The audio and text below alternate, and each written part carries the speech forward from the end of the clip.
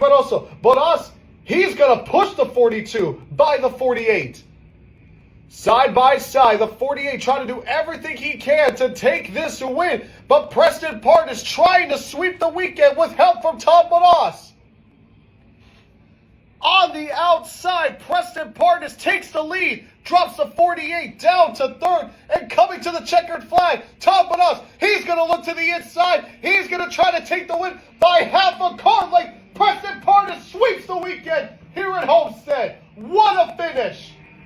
Not a great start for Hyder. Trafari immediately jumping down to the inside. Here we go, 3 wide going to turn number 1. Walker with plenty of room. River Page, he's going to take second. Hyder, after starting on pole, he's in danger, dropping out of the top 5. 2-2.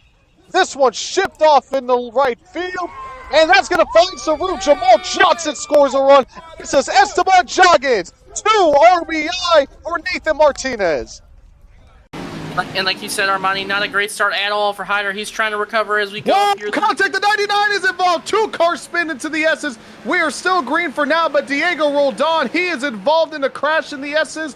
I believe only 2 have gotten involved so far as we stay green, but already calamity here at Watkins Glen.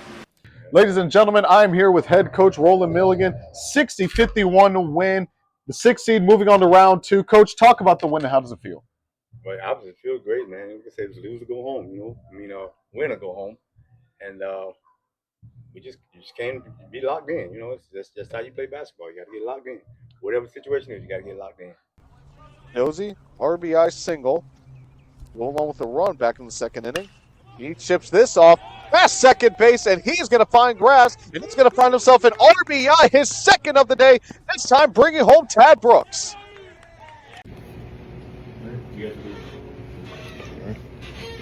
All right, folks, welcome back here to Homestead Miami Speedway, Sunday edition of the Miami 500 weekend. As we get ready to kick off the first race of Pro Spec Miata, not counting the 15-minute shoot.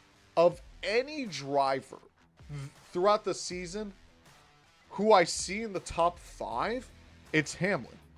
I see him more inside the top 5 than Reddick. Reddick is someone who, I guess we'll talk about Hamlin and Reddick at the same time because they're kind of 1 and 2. Reddick, to me, this season, his season's very weird. Now, it's still a phenomenal season. He's won 5 out of 11 races. But Reddick isn't someone, maybe besides Darlington and Coda, where he's not in it throughout the entire race. He's basically, what he's doing is, he kind of starts off the race maybe slower than you would think. And then as the race progresses, he gets faster and faster until, whether it's a strategy or adjustments or caution or you name it, that 45 ends up inside the top 5 competing for the win. Nearly won this race just now.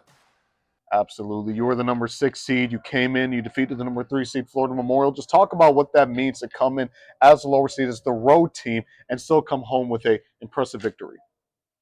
I don't know, like I said, we've been kind of up and down all season. You know, this particular game, we just happened to get it right, you know, and everybody pitched in how they're supposed to pitch in, and, you know, we got to win, you know, so it's always a great thing, you know, so yeah.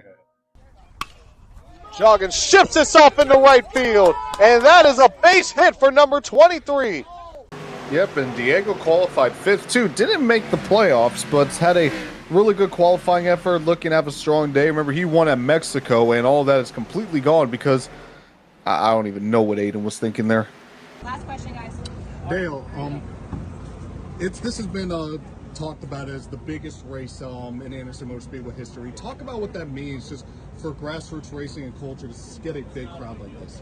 Well, I hope it's a great night. We'll see how things go. Hopefully the tour doesn't have any curveballs tonight and we have a great race and a smooth race. Hopefully get done at a decent hour so that people aren't, you know, being asked to stay too long.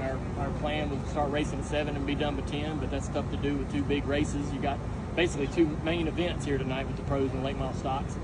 And we found found it challenging to have, you know, a smooth, solid, perfect evening in terms of how things go in terms of the series. So, you know, I'm wearing 2 hats today. I'll be worried about the show and how the fans are experiencing the tour, but also trying to drive the race car out there on the track and the race itself. But we're loaded and ready to go. We'll see how it all works out, and you know, I've enjoyed my experience here so far. So I think Anderson, we'll probably have Anderson on the schedule next year going forward. I mean, they've been really accommodating and wanting the tour to have a great experience, and they've not done anything. I mean, we've had some challenges with the racetrack. They've worked really hard all night. I don't think they slept trying to fix the racetrack down there. So you got to appreciate the effort that they're putting in. The place looks great. The suites, everything looks really good. They put some work in trying to get this thing going, and it's the kind of places we love to be.